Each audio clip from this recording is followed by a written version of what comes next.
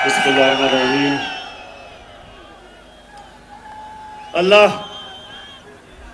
अल्लाह तेरी इबादत करते हैं और तेरे से ही कामयाबी और इज्जत मांगते हैं। मेरे मेलसी के बाशऊर शहरियों, मैं सबसे पहले तो औरंगजेब खान आपको और ताहिर इकबाल आप दोनों को इस शानदार जलसे में जो आपने लोगों को इकट्ठा किया, मैं आपको खिराज तहसीन पेश करता हूं।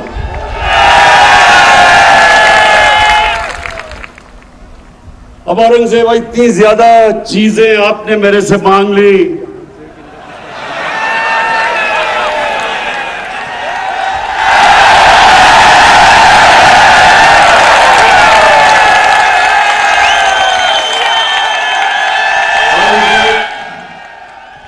और जहां से लगता है कि जो 74 साल में काम नहीं हुए वो 1 साल में ही आप करवाना चाहते हैं।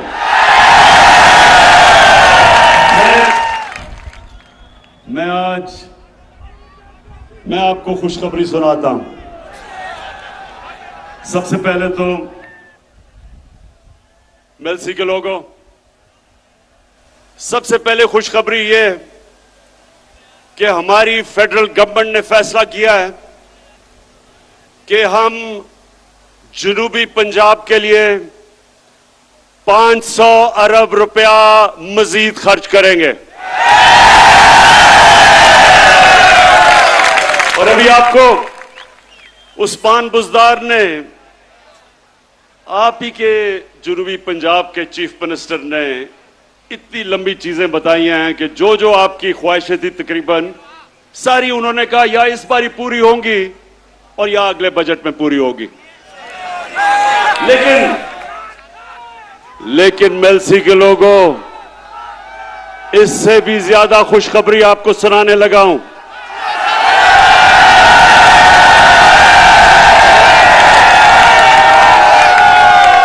हमने फैसला किया है कि हम नेशनल असेंबली में साउथ पंजाब की कॉन्स्टिट्यूशनल अमेंडमेंट रख देंगे कि साउथ पंजाब का सूबा बनना चाहिए।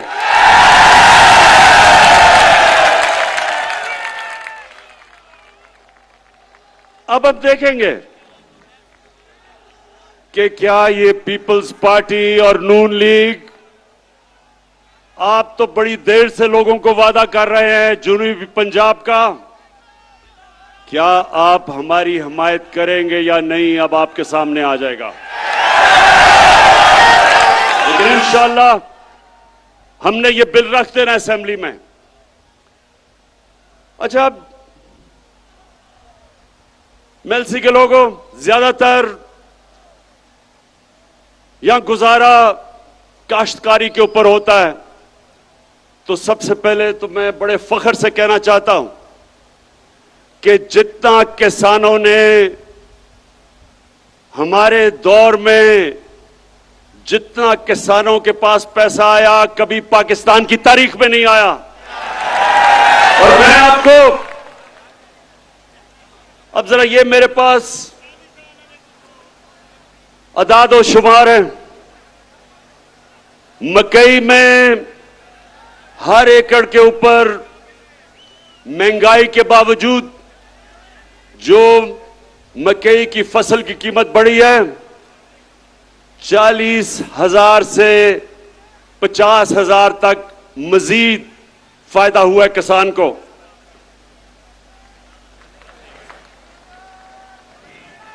गंदम के अंदर जो हमने 50% हमारे दौर में गंदम की सपोर्ट प्राइस बढ़ाई, जो किसान की जेब में आया हर एकड़ में वो 25,000 से 30,000 रुपया। उसके बाद कपास की कीमत दुगनी हो गई है। कपास की कीमत अब दुगनी किसान को मिल रही है और उसकी वजह से 1 एकड़ के ऊपर कपास में 70,000 से 80,000 रुपए तक मेरे किसान को फायदा हुआ है। और अब एक और चीज कि यूरिया खाद, मुझे पता है कम हुई थी बीच में, दुनिया में कम हो चुकी है, लेकिन अभी आपको मिलेगी। हमने बड़ी मुश्किलों से हमने खाद भी ज्यादा इस बार ही प्रोड्यूस की, ज्यादा गैस दिया, खाद की फैक्ट्रियों को बंद नहीं होने दिया, लेकिन उसके बावजूद हमने चाइना से 1 लाख टन खाद मंगवाई है, जो कि इंशाल्लाह 1 हफ्ते तक पहुंच रही है।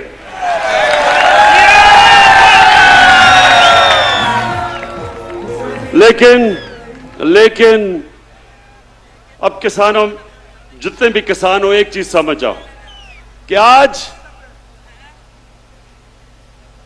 बाहर की दुनिया में खाद जिस कीमत पे मिल रही है, उससे 5 गुना कम कीमत पे हम पाकिस्तान में खाद दे रहे हैं आपको। 132 अरब रुपए का हम सब्सिडी दे रहे हैं।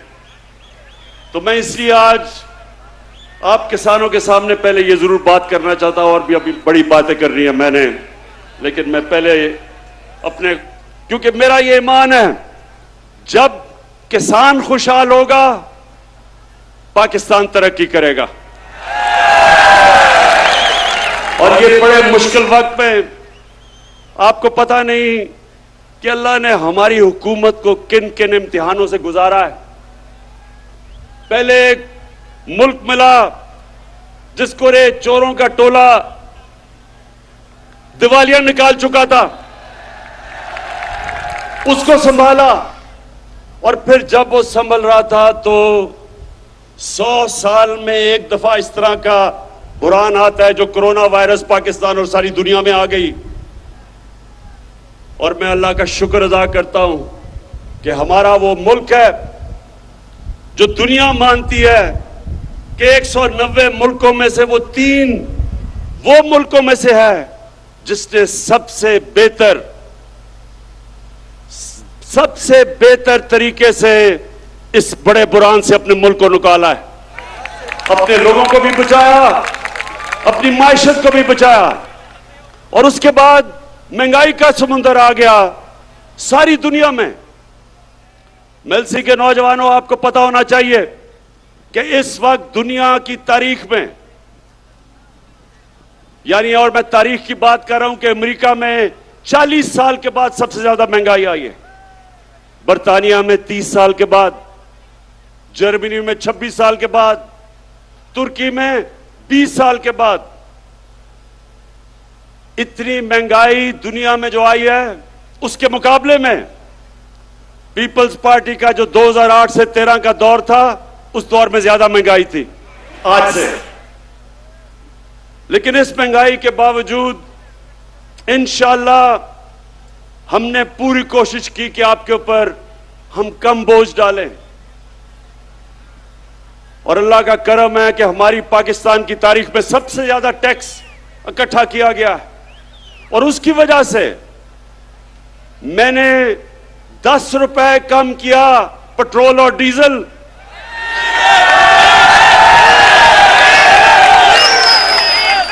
और 5 रुपए यूनिट बिजली कम की।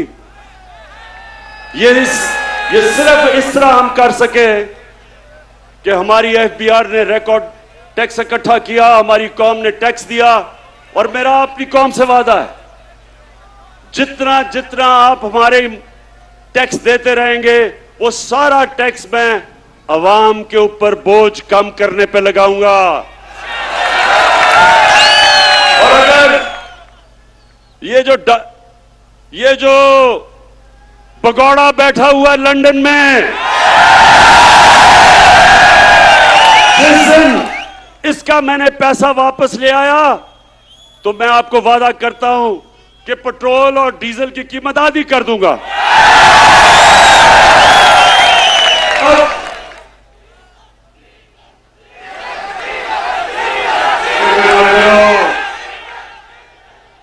अभी फजलू डीजल पे भी मैं आ रहा हूं।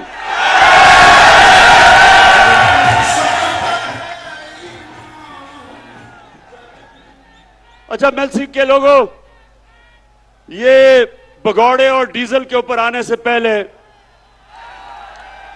मैं सिर्फ आपको, नौजवानों, आपके लिए एक बात करना चाहता हूं। मेरे मां बाप एक गुलाम हिंदुस्तान में पैदा हुए थे, मैं पहला था। हम वो बच्चे थे जो आजाद पाकिस्तान में पैदा हुए थे। और मेरी हमेशा मां बाप ने भी मुझे याद दिलाया और हमेशा मेरे ज़हन में था कि कभी हमने पाकिस्तान को कभी किसी की गुलामी नहीं करने देना।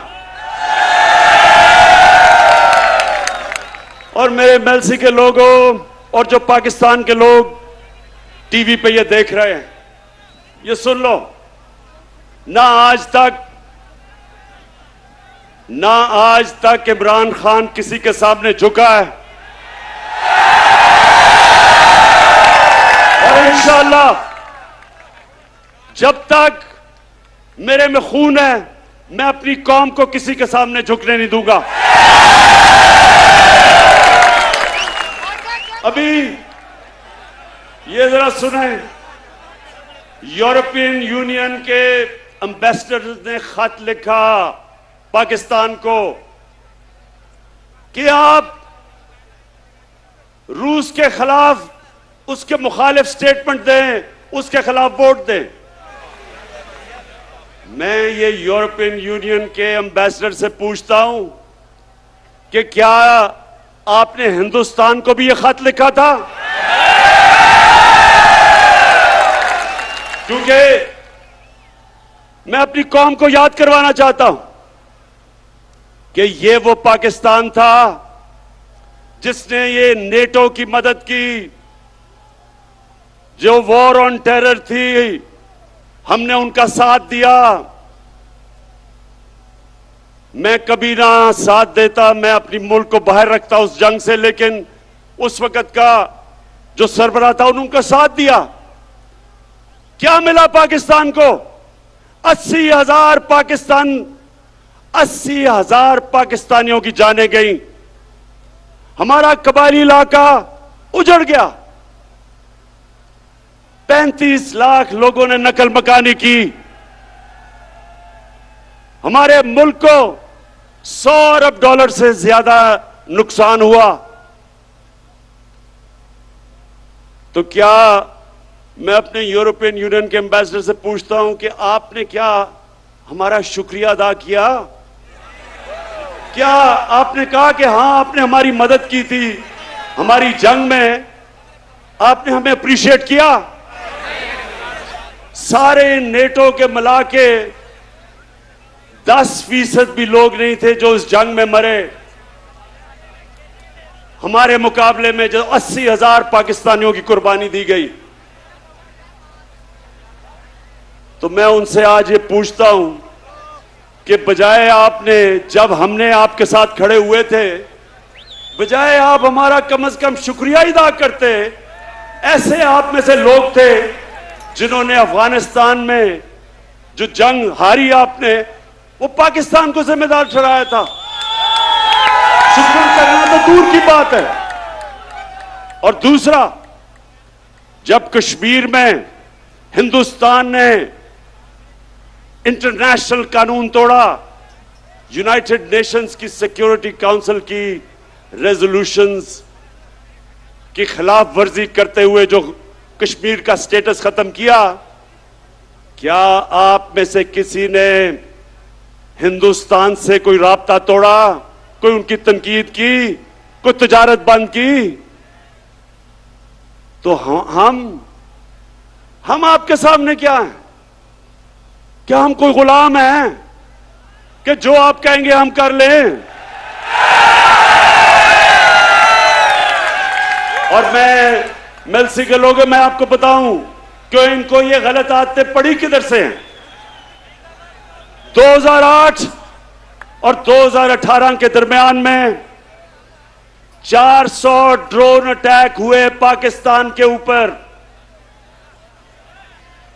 जब जरदारी मुल्क की बड़ी बीमारी,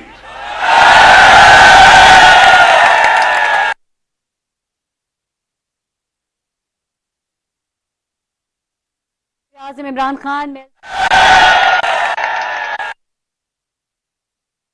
हुआ जो दुनिया की तारीख में कभी नहीं हुआ। नौजवानों, आपके पास सोशल मीडिया है, अपने टेलीफोन पे आप जरा गूगल करके देखें कि कभी ऐसा हुआ है कि एक मुल्क किसी मुल्क की जंग लड़ रहा है, उसके लिए जंग लड़ रहा है, और वही मुल्क उसी के ऊपर बमबारी कर रहा है। ये कभी हुआ है?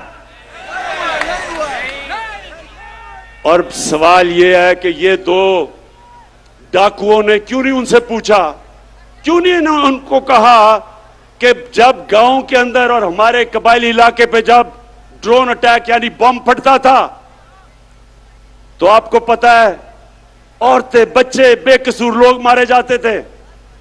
जब ड्रोन अटैक एक घर पे फटता है तो लोगों के गोश्त के टुकड़े दीवारों पे होते हैं।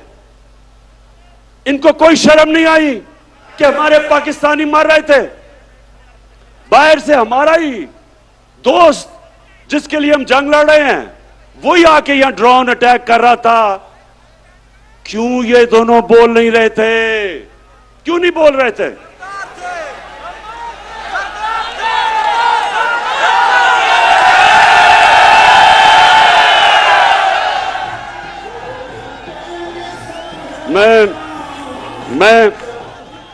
मैं आपको बताता हूं कि ये दो डाकू क्यों नहीं बोल रहे थे, क्योंकि इनके चोरी इस मुल्क से जो पैसा लूट के इन्होंने बाहर के मुल्कों में और बैंकों में और बड़े बड़े महल्लात लिए हुए थे, इनको डर था कि जिस दिन ये कहेंगे कि सर ये क्या कर रहे हैं आप, ये ना करें, वो इनकी प्रॉपर्टी जब्त कर लेंगे।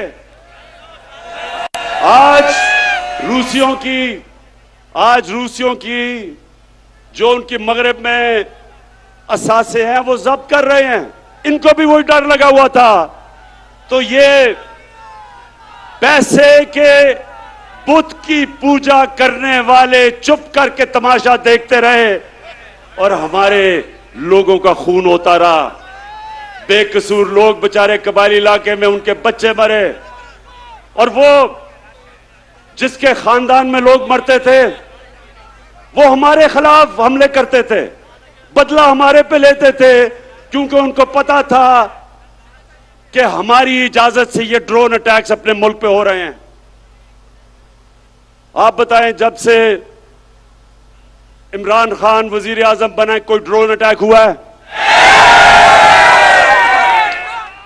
ना ही हुआ।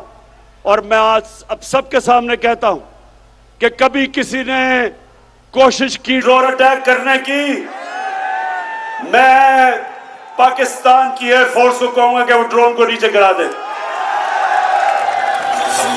इसलिए कि यह कानून की खिलाफ वर्जी है।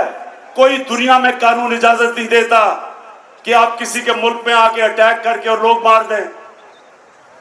अंग्रेजी में कहते हैं जज, जूरी, एक्सिक्यूशनर। ये किसी कानून के अंदर नहीं है, ये जंगल के कानून के अंदर है।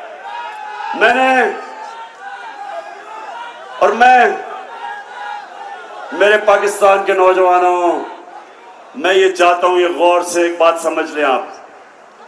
कभी भी कोई कौम अजीम कौम नहीं बनी जो दूसरों के सामने झुकती है। सिर्फ खुददार कौमें अजीम कौम बनती है। जो किसी से भीख मांग के गुजारा करती है कौम, वो ऐसे ही है जैसे कि अगर मैं वसाखिया पकड़ लूं, अपनी टांगों पे जोर ना डालूं, मेरी टांगें कमजोर हो जाएंगी। इसी तरह मुल्क कमजोर हो जाते हैं जो अपने पैर पे नहीं खड़े होते। हम कोई किसी से दुश्मनी नहीं चाहते, हम सबसे दोस्ती चाहते हैं। हमारी रूस से भी दोस्ती है, हमारी अमेरिका से भी दोस्ती है, हमारी चाइना से भी दोस्ती है, यूरोप से भी है। हम किसी कैंप में नहीं हैं। लेकिन क्योंकि हम न्यूट्रल हैं। इंशाल्लाह हम उन मुल्कों के साथ मिलकर एक दिन कोशिश करेंगे कि जो यूक्रेन में जंग है ये बंद हो। इससे बहुत दुनिया को नुकसान हो रहा है। इससे तेल की कीमतें आसमानों पे चली गई, गंदम की कीमतें सब आसमानों में, गैस की कीमत उधर पहुंच गई है कि ये यूरोप जैसे मुल्क, बर्तानिया जैसे मुल्क में इस वक्त लोगों को मुश्किल पड़ी हुई है। तो इसलिए हम जंग में किसी का साथ नहीं देंगे, अमन में सबका साथ देंगे। अब मैं अपने पाकिस्तानियों, ये जो अदम एतमाद की तहरीक है इसके ऊपर जरा मैं बात थोड़ी सी करना चाहता हूं। पहले ये लोग कौन है जो अदम एतमाद की तहरीक चला रहे हैं?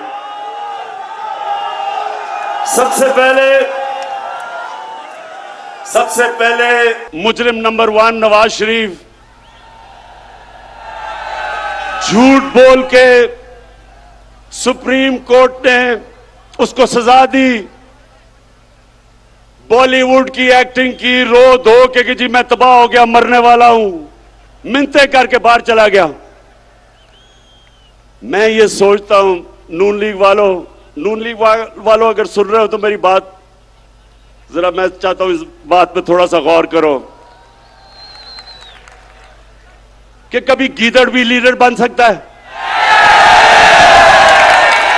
कभी दुनिया में सुना है कि वो लीडर हो जो खुद दुमदुमा के भाग जाए और दूसरी दफा भागा है? पहली दफा जनरल मुशर्रफ के दौर में तो आसिफ जरदारी ने तब कहा था, आसिफ जरदारी जब आप इकट्ठे होंगे तो जरा याद कराना शरीफों को और नून लीग को कि क्या आपने ये नहीं कहा था कि अटक जेल में टिश्यू के डब्बे खत्म हो गए नवाज शरीफ के आंसू पहुंचते पहुंचते। तो वहां रोना धो के वहां से भागा, झूठ बोल के गया कि मैंने कोई मुआहिदा नहीं किया। फिर वो सऊदी शहजादा आया और उसने मुआहिदा दिखा दिया। फिर कहता नहीं जी वो असल में 5 साल का था, 10 साल का नहीं। अब फिर बाहर चला गया है। अब नून लीग, मैं जरा अपनी, क्योंकि नून लीग में बड़े अच्छे अच्छे लोग भी हैं, तो मैं जरा नून लीग वालों से ये भी पूछना चाहता हूं, अपने जरा बच्चों को कहें जरा गूगल करें अपने मोबाइल पे, कोई इसकी दुनिया में मिसाल मिलती है कि एक मुल्क का 3 दफा वजीर आजम, उसके 2 बच्चे बाहर गए, अरबों रुपए के महलों में रह रहे हैं, वो खुद अरबों रुपए के महल में रहता है। और जब बच्चों से पूछते हैं कि जी ये पैसा किधर से आया, कहते जी हम तो पाकिस्तानी शहरी नहीं हैं, हम जवाबदेही नहीं हैं। यानी 3 दफा मुल्क का सदर, प्राइम मिनिस्टर, इसका मतलब कि वो फिर ये सिर्फ पाकिस्तान को लूटने के लिए आते हैं, पैसा चोरी करके बाहर, छुट्टियां बाहर, ईद बाहर, घर बाहर, शॉपिंग बाहर, और पाकिस्तान सिर्फ लूटने के लिए रखा हुआ है। ये है नंबर 1 जो चाहता है अदम एतमाद की तहरीक हो, इसलिए कि वो चाहता है कि फिर से उसको याद आ रहा है कि कैसे उन्होंने मजे मजे से पाकिस्तान को पिछले 30 साल में लूटा है। दूसरा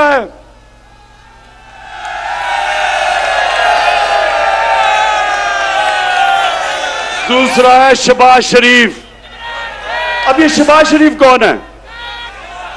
अगर आपने शहबाज शरीफ का पता चलवाना है तो कहीं से मकसूद चपड़ासी को पकड़ के ले आए।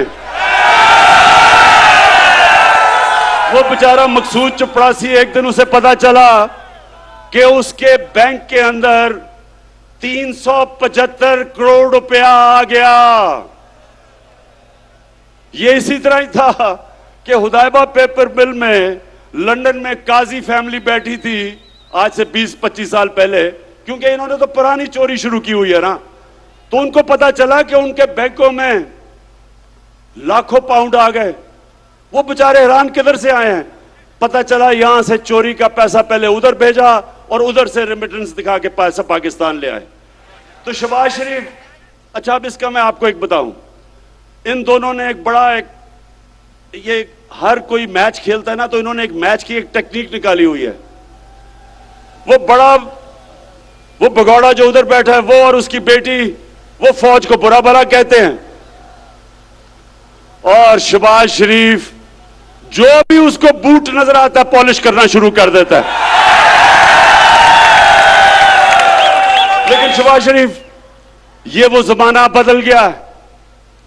ये वो जनरल जिलानी का जमाना नहीं, जब उसके घर पे सरिया लगाते लगाते अब वजीर आला बना और फिर अरबोपति बन गए। जमाना बदल चुका है। आपको शहबाज शरीफ जो मर्जी आप कर लें, आपको जवाब देना पड़ेगा कि 16 अरब 1600 करोड़ रुपया आपके नौकरों के अकाउंट में कैसे आया। मैं फिर से नून लिख के पूछता हूं कि आप भी ये पूछे तो सही इससे कि 1600 करोड़ रुपया नौकरों के अकाउंट में किधर से आ गया। अगर हलाल का पैसा था तो अपने अकाउंट में लेते, क्योंकि आपने चोरी का पैसा था तो नौकरों के अकाउंट में। बेटे को भी इसने बाहर भिजवा दिया है, मकसूद चपड़ासी को भी बाहर भिजवा दिया है, अपने दामाद को भी बाहर भिजवा दिया है। भाई यहां तो अदालतें आजाद हैं, क्यों बाहर भिजवाया हुआ इनको? तो ये है दूसरा जो डरा हुआ है कि इसका केस आने लगा है, और अगर केस आ गया तो इसने जेल में होना है, इसलिए ये भी जल्दी जल्दी अदम एतमाद की तहरीक में। और तीसरा है नहीं बीमारी, जरदारी। जरदारी का कमाल यह है कि जब बेनजीर इक्तदार में आई तो आते साथ ही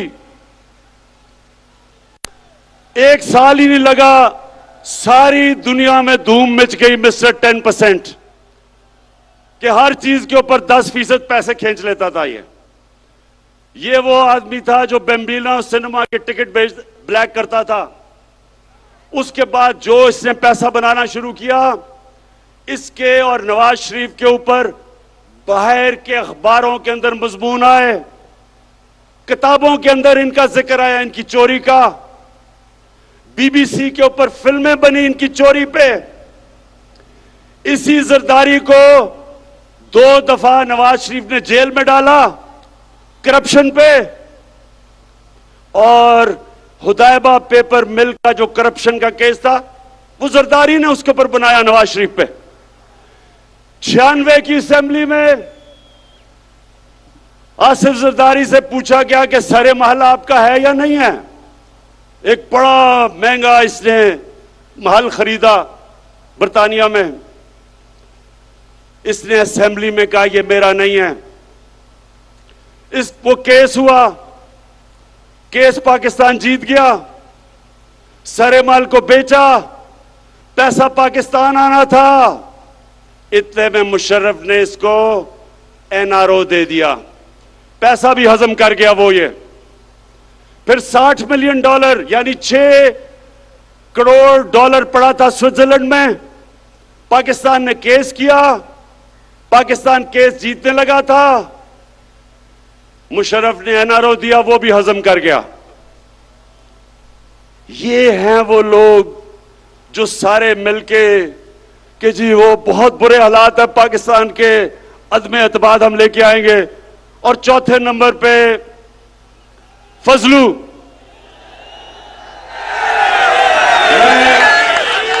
मैं इसको कभी मौलाना नहीं कहूंगा, क्योंकि मौलाना, हम अदब से मौलाना को कहते हैं। मौलाना पढ़े लिखे दीनी लोग होते हैं, हम उनकी इज्जत करते हैं। लेकिन जो डीजल के परमिट को बेच के पैसे बनाता है, और ये सिर्फ पैसे नहीं बनाता, ये ब्लैकमेल करता है। मदरसे के बच्चों को ले आया, इस्लामाबाद में धरना दिया। वो मीडिया ने जाके मदरसों के बच्चों से पूछा कि ये क्यों आए हो तुम धरना देने। उन्होंने कहा जी इसलिए कि इमरान खान यहूदी एजेंट है। उन्होंने कहा कि ये यहूदियों का या साजिश कर रहा है पाकिस्तान में। मौलाना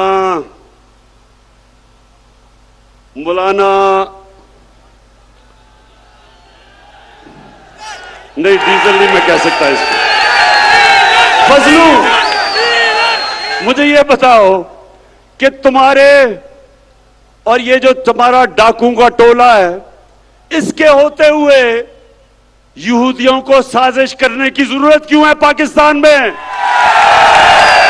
पिछले 10 सालों में 4 गुना, 2008 से 18 तक 4 गुना पाकिस्तान का कर्जा बढ़ा है। 4 गुना, 6,000 अरब रुपए से 2008 में, 60 साल में पाकिस्तान का कर्जा 6,000 अरब था। इन्होंने 10 सालों में पहुंचा दिया 30,000 अरब। तो मैं इनसे पूछता हूं कि जब आपने मुल्क को मकरूज कर दिया, जो भी हम टैक्स में इकट्ठा करते हैं आधा चला जाता है आपके लिए हुए कर्जों की किस्तों पे। तो जब आपने मुल्क को मकरूज कर दिया तो यहूदियों को साजिश करने की जरूरत क्या है? आप ही काफी हैं। फजलू, मैं आपसे, आपकी और मेरी उम्र एक ही है। हमारी उम्र में हमें सोचना चाहिए कि ऊपर वाला कभी भी बुलावा दे दे। हमें अपनी आखिरत की फिक्र करनी चाहिए। और आपका तो थोड़ा वजन भी ज्यादा है, इसलिए आपको अब सोचना चाहिए अपनी आखिरत का। यानी आप एक दीन के नाम पे पैसे बनाते हुए आपको कोई खौफ खुदा नहीं है। कुछ तो सोचें कि आप जो मदरसे के बच्चे, और मैं ये समझता हूं कि ये हमारा बहुत बड़ा एहसास है, हमारे मदरसे के बच्चे, लेकिन इनको आप इस्तेमाल करें अपनी सियासत चमकाने के लिए और ब्लैकमेल करने के लिए।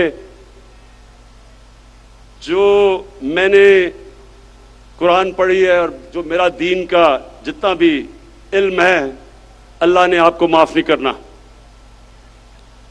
ये 4 लोग मिलके अदम एतमाद कर रहे हैं। और आज मैं अब अपनी आखिर में सारी कौम से पूछना चाहता हूं कि देखें, एक कुरान की आयत है, अमर बिल मारूफ व नही अनिल मुनकर। इसका मतलब है, नौजवानों ये सुन लो, कोई भी दुनिया में मुहज्जब माशरा नहीं बन सकता जब तक इस कुरान की आयत पे नहीं चलता। अल्लाह कहता है कि तुम अच्छाई के साथ खड़े हो, अच्छाई के लिए जिहाद करो और बुराई के खिलाफ जिहाद करो। इसके ऊपर अच्छे और बुरे की तमीज जब एक माशरा रखता है, उसकी अखलाकियात ऊपर चली जाती है, वो माशरे ऊपर जाते हैं। और जिन माशरों के अंदर कानून की बालादस्ती होती है, कानून की बालादस्ती और हुक्मरानी का मतलब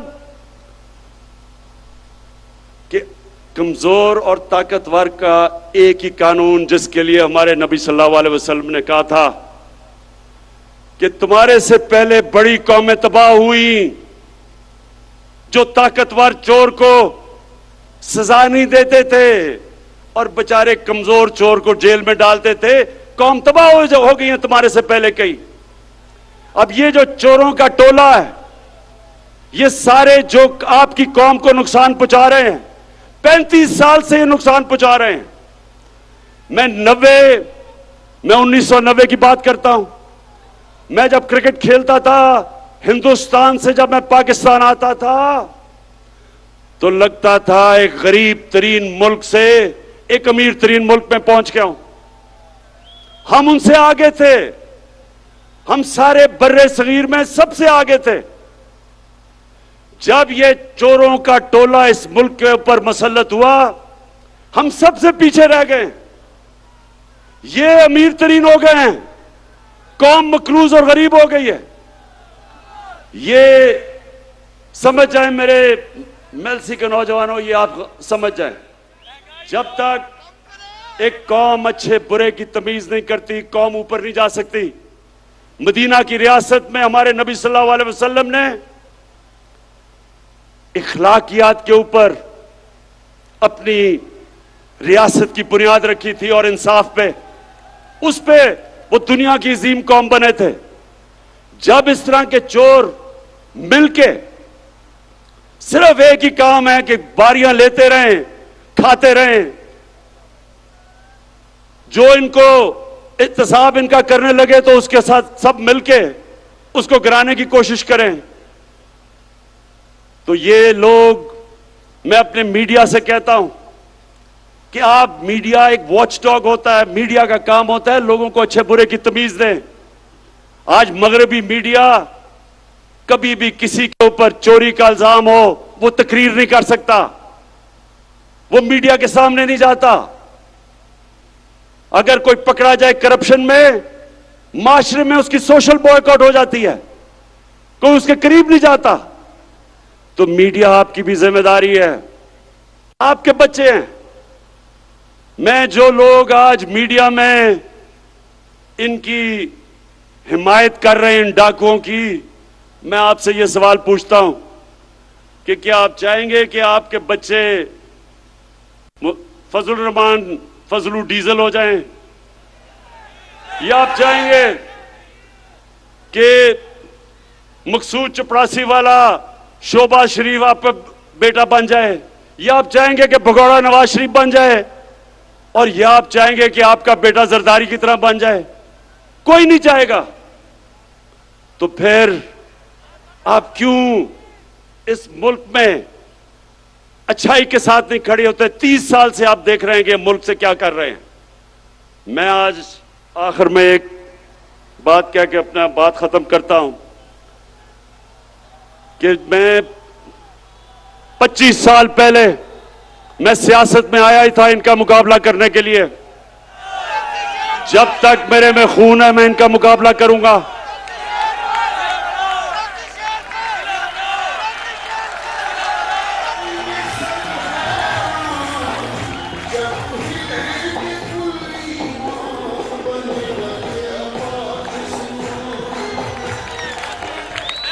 मैं इनका मुकाबला करूंगा और अभी मेरी पूरी तैयारी है कि जो भी ये करेंगे मैं उसके लिए तैयार हूं। लेकिन मैं इनसे आखिर में आखिरी बात ये कह के छोड़ता हूं कि ये जो चोरों का टोला है, ये डाकुओं का जो गुलदस्ता है, क्या आप तैयार हैं जब इंशाअल्लाह आपकी अदम इत्तेमाद की तहरीक फेल होगी तो आप तैयार हैं जो मैं आपसे करूंगा?